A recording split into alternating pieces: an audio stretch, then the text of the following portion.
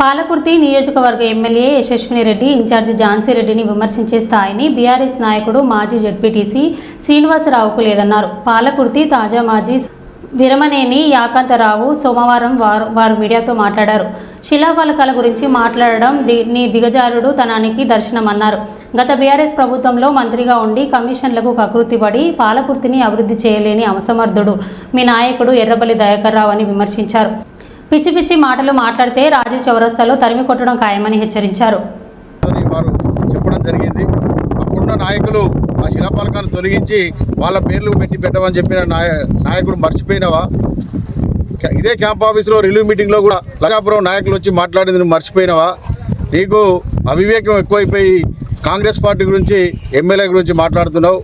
ఈరోజు కనీసం శాంక్షన్స్ లేకుండా నువ్వు టెండర్ పిలిపించి సిఆర్ఆర్ గ్రాంట్లో ఎన్ని రోడ్లు తవ్వి పక్కకు పెట్టితే ఈరోజు పెద్దలు ఎమ్మెల్యే గారు మంత్రుల దగ్గరికి పోయి వాటికి శాంక్షన్ ఇప్పించింది కాగితాల పూర్వకంగా మేము చూపించడానికి కూడా కాంగ్రెస్ పార్టీ తరఫున సిద్ధంగా ఉన్నాం.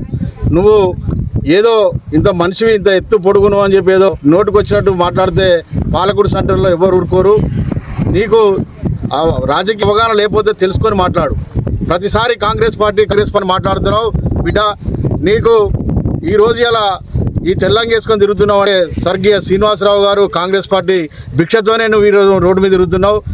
నీ పరిస్థితి ఏందనేది నువ్వు మర్చిపోతున్నావు. మరీ గడికి కాంగ్రెస్ పార్టీ గురించి మాట్లాడుతున్నావు. నీకు వర్క్ విధానం తెలియదు, వర్క్ ఎస్టిమేట్ తెలియదు. ఏమైనా వచ్చిన పనులను అమ్ముకొని జేబులో పెట్టుకొని అడ్వాన్స్ తీసుకోవడం ఒక్కటే నీకు తెలుసు. నువ్వు జడ్పీటీసీవై ఏ గ్రామాలను ఒక కన్స్ట్రక్షన్ చేసినావా?